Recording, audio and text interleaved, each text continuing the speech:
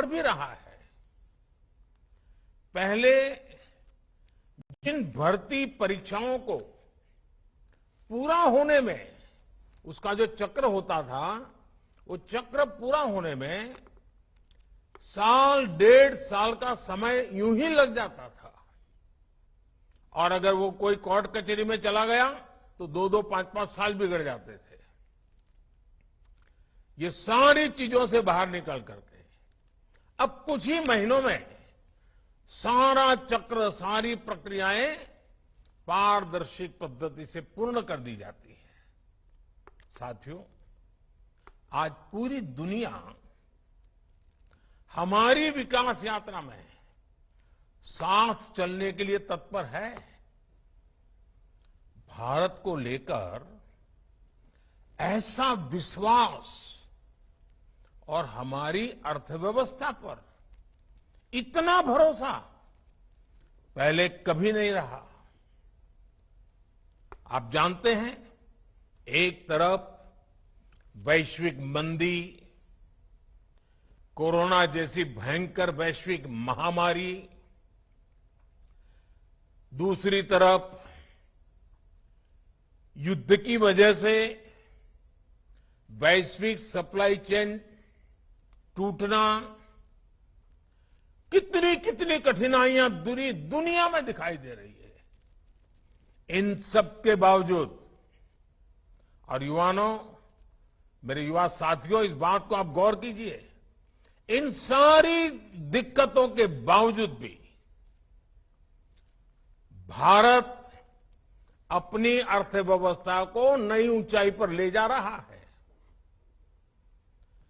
आज विश्व की बड़ी बड़ी कंपनियां मैन्युफैक्चरिंग के लिए भारत आ रही है।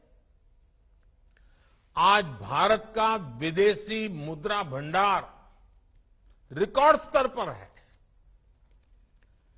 जब इतनी बड़ी मात्रा में विदेशी निवेश आता है तो उससे प्रोडक्शन बढ़ता है, उद्योग का विस्तार होता है, नए नए उद्योग लगते हैं, उत्पादन बढ़ता है, एक्सपोर्ट बढ़ता है। और स्वाभाविक है, बिना नए नौजवानों के काम हो ही नहीं सकता। और इसलिए एम्प्लॉयमेंट बहुत तेजी से बढ़ता है, रोजगार बहुत तेजी से बढ़ता है।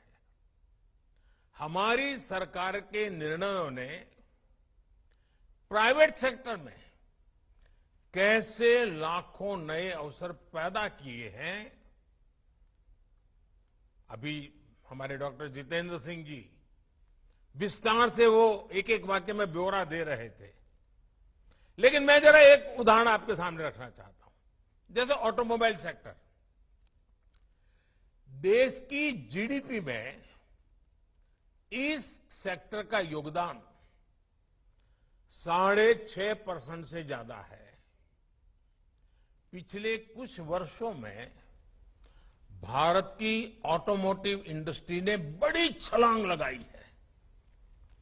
आज भारत से पैसेंजर व्हीकल दुनिया के कई देशों में एक्सपोर्ट उनका बढ़ रहा है। कॉमर्शियल व्हीकल का एक्सपोर्ट, इतना ही नहीं, हमारे 3 व्हीलर, 2 व्हीलर्स, उसके एक्सपोर्ट में भी बहुत वृद्धि हो रही है। 10 साल पहले ये इंडस्ट्री 5 लाख करोड़ रुपए के आसपास थी। आज ये इंडस्ट्री 5 लाख करोड़ से जंप लगा करके 12 लाख करोड़ रुपए से भी ज्यादा की हो गई है। इलेक्ट्रिक मोबिलिटी का भी भारत में लगातार विस्तार हो रहा है। ऑटोमोबाइल सेक्टर को भारत सरकार की पीएलआई स्कीम से भी बहुत मदद मिल रही है।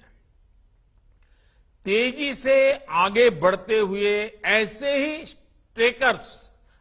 सेक्टर्स लाखों युवाओं के लिए रोजगार के नए मौके बना रहे हैं। साथियों, आज भारत एक दशक पहले की तुलना में ज्यादा स्थिर, ज्यादा सुरक्षित और ज्यादा मजबूत देश है। राजनीतिक भ्रष्टाचार, योजनाओं में गड़बड़ी, जनता जनार्दन के धन का दुरुपयोग, पुरानी जितनी सरकारें आप देखेंगे उनकी पहचान यही बन गई थी। आज भारत को उसकी राजनीतिक स्थिरता के लिए जाना जाता है।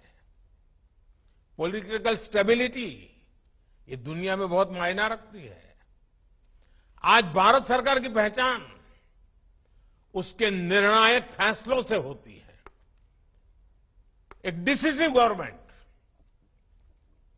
आज भारत सरकार की पहचान उसके आर्थिक और प्रगतिशील सामाजिक सुधारों से हो रही है। ग्लोबल एजेंसियां लगातार इस बात को घोषित कर रही हैं, अनुमान लगा रही हैं और विश्वास से कह रही है कि चाहे हाईवे का निर्माण हो या रेलवे का, ईज ऑफ लिविंग की बात हो या फिर ईज ऑफ डूइंग बिजनेस की चर्चा, भारत पिछली सरकारों की तुलना में बहुत बेहतर प्रदर्शन कर रहा है।